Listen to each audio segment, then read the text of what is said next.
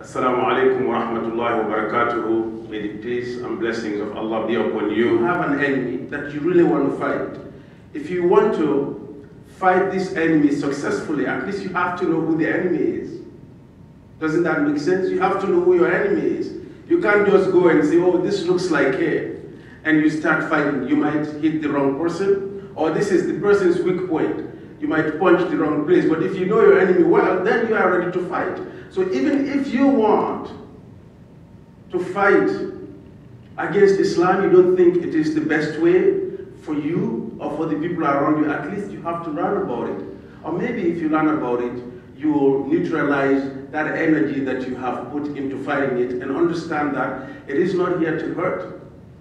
It is here actually to be as a mercy, like God said in the Quran, وَمَا أَرْسَلْنَاكَ إِلَّا رَحْمَةً لِلْعَالَمِينَ, talking to the Prophet Muhammad sallallahu alayhi wa sallam. Some people believe that Muslims worship a different God, or the black cubic stone that is in Mecca, that every Muslim is looking for it and trying to worship it every day 5 times.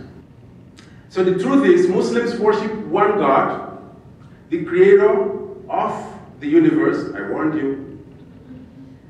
And the Kaaba is a symbol of unity in worship. The Kaaba is not the object of worship, is a symbol of unity in worship. There is this allegation that the Quran is a word-for-word copy of previous books that preceded it. And that is why you find some Jewish laws, for example, in Islamic teachings, or Christian laws in Islamic teaching. Actually, that is not true. The truth is the Quran may be similar in some discourse with other scriptures, but it is in many sense and overall very unique. The reason the Quran is similar with other divine messages is because they have one source. It is because they have one source. If they come from the same source, they have to be similar at least in some things. Now, if Moses, alayhi salam, Musa existed, and the Bible said it existed, if the Quran said it existed, it doesn't mean the Quran necessarily copied it. It just meant he existed, and the Bible and the Quran got that information from the same source. So the Prophet ﷺ has been attacked. The attacks mainly are regarding his marriage life and the wars he fought, ﷺ. The truth about that is, his marriage was pure. His marriage was pure and no different in the context that he lived from other prophets before him. The way he was married, his marriage was not different from other people who lived within the same context. That is one. And his marriage was not different from other prophets, peace be unto them all. His words were mainly defensive and principled. And the death was minimal. Do you know that in the 23 years that Muhammad ﷺ was calling to Islam, and all these highlighted wars, that at the most, 1,600 people died on both sides. That is one small cluster bomb in today's parameters. The war was not initiated by the Prophet ﷺ, first of all. He ran away with his religion from Mecca to Medina. He was chased there and followed, and he had enough people to defend the city. Already he left his motherland for them. You don't want me here?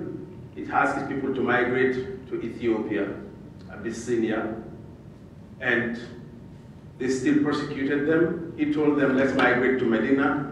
They came after him. He defended himself. He defended himself. And a series of wars happened after that. But the Prophet ﷺ's life was full of other things that were not about fight and war. Some believe that Muslims have not contributed much towards civilization, but the truth is Muslims have contributed and continue to contribute significantly towards civilization. Muslim contribution is recorded in science, medicine, mathematics, lexicology, education, sociology, philosophy, architecture, and arts. Some names are Al-Khwarizmi, Avicenna, Averroes, Sibawayh, Ibn Khaldun, etc. Muslims were the first people to build university. The first university that ever existed. You are in university today, many of you. The first university that ever existed in Qarawin, in where? In Tunisia. Tell you of the contribution of Muslims. Ibn Khaldun was the first sociologist. Sibawayh was the first person who put a dictionary together. And the zero was introduced to the West by Muslims. The Arabic numbers, these numbers that you see here, the number 5 you see there is an Arabic number. So the contribution of Muslims, there is an attempt to overlook it, and the new generation, because everybody's been dumbed down by the news and the television, don't have any idea of these things. Now the truth about human rights in Islam, we have to know that Islam teaches fairness and justice and condemns the subjugation of anyone. The unappreciated practices by some, for example, there are Muslims have certain practices that are not generally appreciated in some places, such as the dress code, are commandments of God for creating a human society that is based on values of respect and modesty. These are found in other religions as well. You know, the Shiuch, if you listen to them, they tell you that, you know, the mother of Isa, alayhi salam, of Jesus, Muslims are not the one who draw the picture of her. We are not the ones. But wherever you see her, I don't think she looks like the sisters with miniskirt outside. I think she looks like the sisters with hijab in this world. There is this notion outside that the Quran tells Muslims to go kill them, meaning non-Muslims, wherever you find them. Kill them wherever you find them. You have met many Muslims. How did you escape alive? In a Muslim state, just like any other state, it is the duty of the ones that are in leadership position to provide necessity for the citizens, and providing those necessities, looking at their different status and the diversity of their need. When that is provided for everyone, only then when people break the law, then the hudud, the prescribed punishments, are implied. And the prescribed punishments are applied. Why? To protect society. If society owes you nothing, and you go out and try to hurt people, then you have to be punished. I think that just makes sense. That happens everywhere. The only problem is, when Muslims do it, then it's bad. Somebody else does it, it's justice. No one can enter paradise without the mercy of God. Muslims believe that. Prophet ﷺ clearly said that. You can't work enough to stand in front of your Creator in the hereafter and say, I've worked enough, I think I deserve that place. That's where I deserve. I worshipped so many years. I prayed 5 times a day, so I deserve it. Well, if you are questioned about that, it will be hard to prove. How many years would you pray to pay for your eyes, your eyesight, and for the place that you got to pray, and for the knees that you knelt down on? So everything is given to you by the Creator.